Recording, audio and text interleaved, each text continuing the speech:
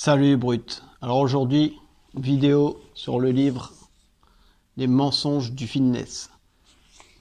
Donc c'est une première vidéo sur ce livre. Là je vais vous parler de la partie nutrition.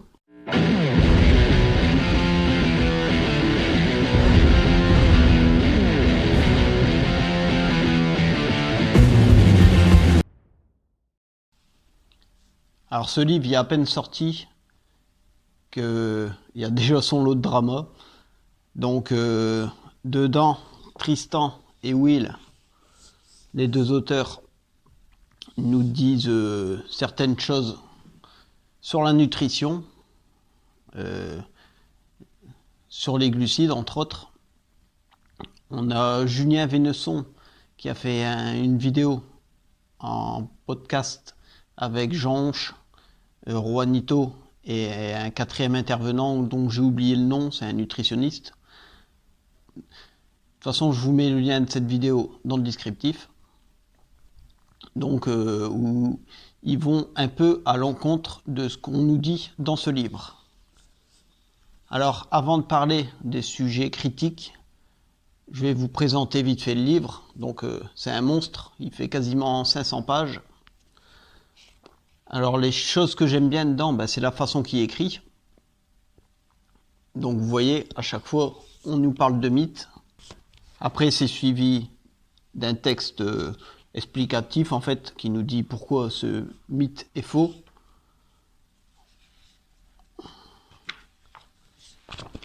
Ensuite, on a, sous forme de petits post-it comme ça, des conseils, les choses à faire ou à éviter. Et pour rentrer plus en détail, une partie un peu plus scientifique. Voilà, les détails physiologiques.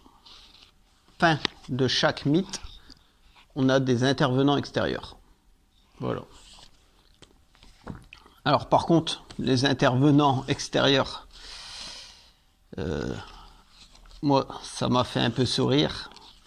Je vais vous montrer. On n'a que de l'influenceur quasiment. Voilà. Donc il y a une partie influenceur. Donc ils nous donnent leur avis. Bon, c'est bien, mais bon, moi personnellement, avoir l'avis d'Aline Dessine, je m'en carre un petit peu. Des Carla et Laurie, là, c'est les sœurs jumelles, je m'en carre un petit peu aussi. Après, il y en a d'autres qui sont intéressants. Hein.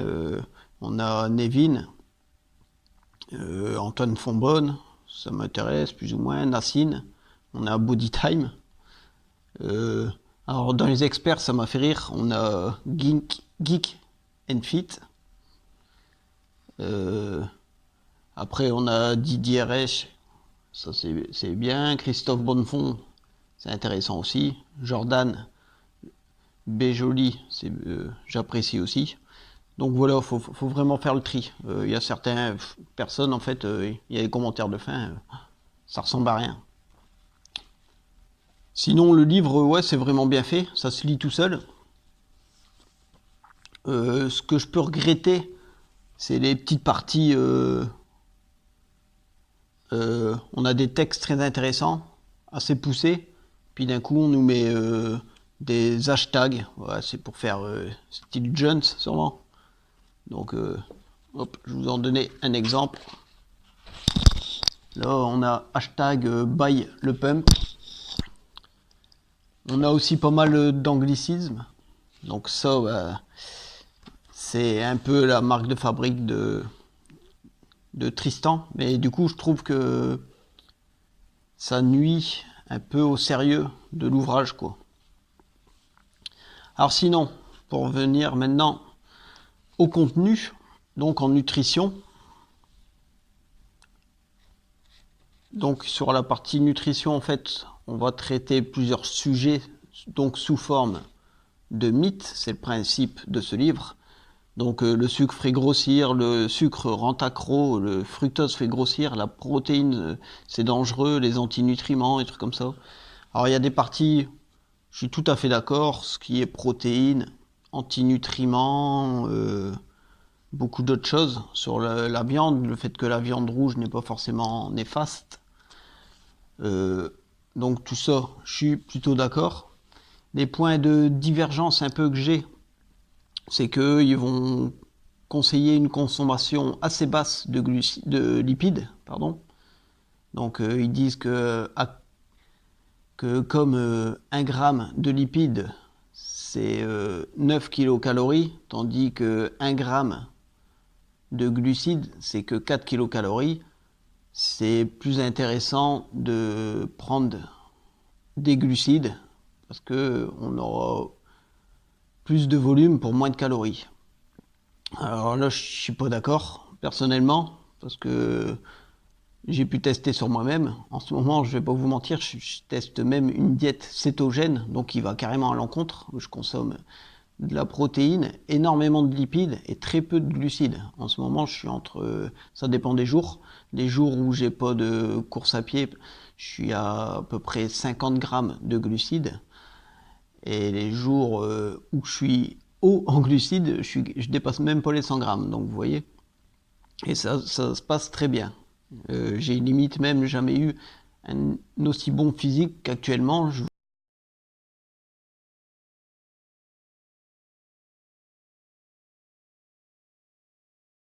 vous mets quelques photos. Donc eux, ils conseillent en fait de privilégier les glucides par rapport aux lipides. Donc je sais plus ce qu'ils préconisent exactement en lipides, mais c'est bas. Je trouve ça très bas même. Euh, En plus, moi personnellement, je trouve que les lipides, c'est beaucoup plus rassasiant que les glucides. Mais bon. Alors eux, justement, dans ce livre, ce qui est controversé, c'est qu'ils disent qu'on peut vraiment se lâcher au niveau glucides. C'est même, ils le conseillent. Et ils conseillent entre autres des jus de fruits. Alors des jus de fruits propres, hein, soit faits soi-même, soit bio. Alors c'est justement le point de discorde qu'ils ont avec Julien Vénesson, Jean Chemusquet et autres. Et bah, avec moi-même, je vais vous avouer, parce que le problème avec les jus de fruits, c'est que ça va être du concentré de glucides en fait. Parce que dedans, on n'a plus les fibres et on le boit, on l'ingère directement. Il n'y a pas la phase de mastication et autres. Donc déjà, il y a moins de fibres. En plus, je ne sais pas si vous êtes déjà pressé des oranges, par exemple. Pour faire un verre de jus d'orange, souvent, on doit mettre plus d'une orange. On doit aller jusqu'à 2 ou 3 oranges. Donc vous allez avoir tendance à consommer plus aussi de glucides. Alors, je sais pas, moi si je mange une orange, je peux être calé, tandis que si je bois du jus qui vient seulement d'une orange, c'est même pas un verre, c'est un tiers de verre, je serai pas du tout rassasié. Donc, moi, je suis pas d'accord avec ça. Alors après, je dis pas qu'ils ont tort, ça fonctionne peut-être sur eux. Ce que j'aime pas trop dans leurs conseils, c'est qu'ils oublient de dire que chaque personne est différente, chaque personne a un métabolisme différent. Il y en a qui vont super bien encaisser les glucides, d'autres qui vont vraiment grossir avec les glucides. J'ai pu le voir avec mes coachings. Face aux glucides, on est vraiment tous différents. Alors eux, par exemple, c'est pareil. Au niveau de l'hydratation, ils vont dire que l'eau, c'est bien, mais limite, c'est mieux de boire du lait et du jus d'orange. Voilà, sauf que le lait et le jus d'orange, c'est un peu calorifique, quoi. Donc, personnellement, moi, je peux pas dire que c'est quelque chose de rassasiant. Alors, c'est peut-être bien pour s'hydrater, parce qu'en plus, ça apporte d'autres choses qu'en plus qu'une simple hydratation. Pour ça, je suis d'accord, mais ça va ramener pas mal de calories. Alors, ils vont même jusqu'à dire que c'est bien, c'est un verre de jus d'orange avant le coucher. Alors, personnellement, moi, je bois un verre de jus d'orange avant le coucher. Comme je suis pas super habitué aux glucides, ça va me faire un pic de glycémie, je risque pas de dormir. Donc voilà, c'est vraiment cette partie-là qui me gêne un peu. Au niveau des compléments, c'est pareil, ils vont nous parler aussi des BCA. Limite, ils disent que ça sert à rien. On consomme des BCA, on va les pisser automatiquement. Que si on prend une bonne source de protéines, on a suffisamment de BCA dans notre source de protéines. Bon, ça, je suis entièrement d'accord. Sauf que c'est pas vraiment ce qu'il nous dit Michael Gundil dans son guide des compléments alimentaires, par exemple. Et moi, personnellement, comme je fais beaucoup, en plus de la musculation, je fais 3 séances de boxe, je fais 2 à 3 séances de running par semaine. Personnellement, je préfère consommer des BCA pour éviter la perte de muscle, pour éviter la fonte musculaire. Surtout le matin, par exemple, si je vais aller courir à jeun, je vais prendre des BCA avant d'aller courir à jeun pour éviter les dégâts. Donc ça, il y a eu des études scientifiques qui ont prouvé que c'était efficace à ce niveau-là. Je les ai pas là. Si vous voulez les voir, je vous invite à lire le livre des compléments alimentaires de Michael Gundil. Donc au prix que ça coûte les BCA, ça coûte vraiment rien. Moi je les prends sans parfum, je les prends par sac de 500 grammes, je fais je sais pas combien de temps avec ça. Je veux dire, c'est dégueulasse. Mais pour moi, je trouve que c'est efficace, parce que là, avec tout le cardio que je fais, j'arrive encore à garder ma masse musculaire et même voire en prendre. Donc, alors que j'ai pas du tout augmenté mon apport en protéines. Donc, je suis un peu en désaccord avec eux à ce niveau-là, au niveau des BCA. Et pareil, le problème, c'est qu'ils personnalisent pas assez en fait. Ils donnent des conseils globaux. Mais par exemple, ils auraient pu préciser que les BCA, ça peut être intéressant pour quelqu'un qui fait beaucoup de cardio ou des courses d'endurance. Eux, non. Alors par contre, si ils conseillent, c'est pour les véganes. Parce qu'ils disent que les bonnes sources de BCA, c'est souvent dans les produits animaliers, entre autres les œufs par exemple. Donc que les véganes, ils ont plutôt intérêt à supplémenter à ce niveau-là. Les aliments, en fait, on a une partie, c'est leurs aliments préférés, les aliments qu'ils nous conseillent. Donc pour tout ce qui est partie protéines, bon, je suis plutôt d'accord avec eux. Ça va du poisson, de la viande, certains fruits de mer, la protéine en poudre, les œufs entiers, avec le jaune surtout. Donc ça, je suis entièrement d'accord. Quelques produits laitiers. Bon, le skyr, moi, c'est ce que je consomme. Yaourt à la grecque, bon là je suis un peu plus mitigé parce que je trouve que dedans il y a pas mal de glucides, même quand ils sont nature. Mais bon, eux, comme ils ont aucun problème avec les glucides, bien au contraire, c'est normal qu'ils proposent cet aliment. Alors, au niveau des glucides, bon, c'est pareil, je suis plus ou moins d'accord. Eux, ils disent qu'il faut éviter tout ce qui est avec des antinutriments. Donc, va falloir éviter tout ce qui est haricots blancs, rouges. Même les fruits à coque, ils évitent. Donc, ils conseillent aussi, par exemple, les amandes, de les faire tremper pour retirer la peau, les faire tremper 24 heures. Bon, moi, c'est ce que je fais. Voilà. Pas toujours, parce que j'ai pas forcément le temps. Mais j'essaie de le faire au maximum. Ça, je suis d'accord. Tout ce qui est antinutriments, faut éviter. Ils disent qu'il faut éviter le pain aussi. Entièrement d'accord avec eux. Tout ce qui est complet, riz complet, pâtes complètes, faut éviter aussi. À cause des antinutriments, toujours. Il nous parle comme bonne source pommes de terre, patates douces, riz blanc, bon, carottes, voilà, fruits et légumes en général, miel bio. Donc pour ça, pas de problème, je suis d'accord aussi. Là, on va venir aux autres sources, les lipides. Donc il y aura du fromage, bon, ça, faut faire attention. Des œufs bio, entièrement d'accord. De la crème, l'huile de coco, c'est bon. Alors par contre, là, glace, ils nous mettent de la glace. Bon. Mais voilà, c'est toujours... comme eux, ils n'ont aucun problème avec les glucides. Au contraire, ils disent qu'il faut en consommer vraiment pas mal pour progresser. Ils peuvent proposer comme bonne source de lipides de la glace. Mais bon, personnellement, j'irai pas trop prendre de glace comme ça. Fruits secs, eux, ça va être plutôt noix du Brésil, justement, parce que c'est un des fruits secs qui a moins d'antinutriments. Donc ça, je suis... cette partie-là, je vous dis, je suis d'accord, sauf un petit veto au niveau de la glace, parce que je trouve qu'il y a trop de glucides.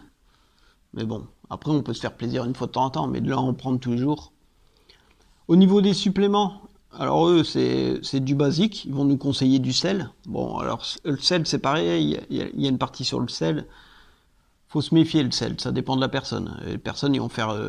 s'ils salent leur plat, ils vont faire de la rétention d'eau et tout. Et surtout, faut voir ce que la personne consomme déjà. Moi, personnellement, des cuisiner avec des légumes frais et autres, je vais rajouter du sel. Par contre, si je vais utiliser des légumes qui sont en conserve, je vais pas rajouter de sel parce que pour moi, il y en aura déjà suffisamment dans la boîte de conserve. Donc, faut un peu se méfier. Alors, du café, ça c'est nickel. Du calcium, donc c'est à base de coquilles d'œufs. Bon, ça va être un peu spécial à faire, mais bon. La créatine, donc ça, tout à fait d'accord. De la glycine ou collagène. Donc il y a une partie là-dessus que je trouve intéressant. Ça m'a permis de découvrir des bienfaits de la glycine que je connaissais pas. Du coup, je vais pas vous mentir, je vais tester. Là, j'en ai commandé. Donc je vais tester ça sur le long terme pour voir. Après, de la protéine, de la vitamine E, et puis c'est quasiment tout, voilà, pour les suppléments.